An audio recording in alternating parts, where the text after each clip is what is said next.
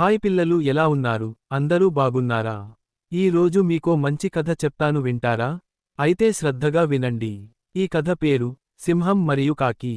ఒకప్పుడు అడవిలో ఒక బలమైన సింహం ఉండేది. దానిని మిగిలిన జంతువులు అడవికి రాజు అని పిలిచేవారు. ప్రతిరోజూ సింహం వేటాడి ఆహారం సంపాదించేది. ఒకరోజు సింహం అడవిలో ఒక మృగాన్ని వేటాడింది.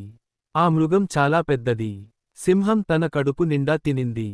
మిగతా మాంసం అలాగే మిగిలిపోయింది. ఆ సమయంలో ఒక కాకి దగ్గర్లో ఎగురుతూ వచ్చింది. కాకి ఆ మృగాన్ని చూసి ఆనందించింది. నాకు తినడానికి మంచి విందు దొరికింది అని అనుకుంది. కాని సింహం దగ్గర ఉండటంతో కాకి భయపడింది. అప్పుడు కాకి, నేను దగ్గరికి వెళితే సింహం నన్ను చంపేస్తుందేమో అని అనుకుంది. అప్పుడు సింహం కాకిని గమనించింది. అది మృదువుగా కాకిని చూసి అంది, భయపడకు, నీకు కావాలంటే నువ్వు కూడా తినవచ్చు అని చెప్పింది. కాకి ఆశ్చర్యపోయింది. సింహం లాంటి రాజు నాకు అనుమతి ఇస్తుందా అని ఆశ్చర్యపోయింది. కాని అది ధైర్యంగా ముందుకు వెళ్ళింది. మిగిలిన మాంసాన్ని తినడం మొదలుపెట్టింది. కాకి కడుపు నిండా తింది.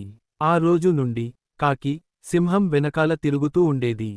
సింహం ప్రతిసారీ వేటాడిన తర్వాత మిగిలిన మాంసాన్ని కాకికి వదిలేది. కాకి ఆనందంతో జీవించసాగింది. ఇంత బలమైన రాజు నాకు తోడుగా ఉన్నాడు అని గర్వపడేది.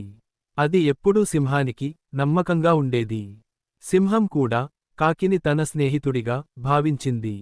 ఈ స్నేహంతో కాకి కష్టాలు లేకుండా జీవించింది. చిన్న పక్షి అయినప్పటికీ అది పెద్ద సింహంతో కలిసి జీవించింది. అడవిలోని ఇతర జంతువులు ఈ స్నేహాన్ని చూసి ఆశ్చర్యపడ్డాయి. పిల్లలు, ఈ కథలో నీతి ఏంటంటే, పెద్దవారి స్నేహం చిన్నవారికి లాభం ఇస్తుంది. కథ బాగుందా పిల్లలు? మీరు కూడా పెద్దవారితో స్నేహంగా ఉండాలి. సరే పిల్లలు, ఈ రోజుకు చాలు. ఇక వెళ్ళి హాయిగా నిద్రపోండి. ఉంటాను మరి.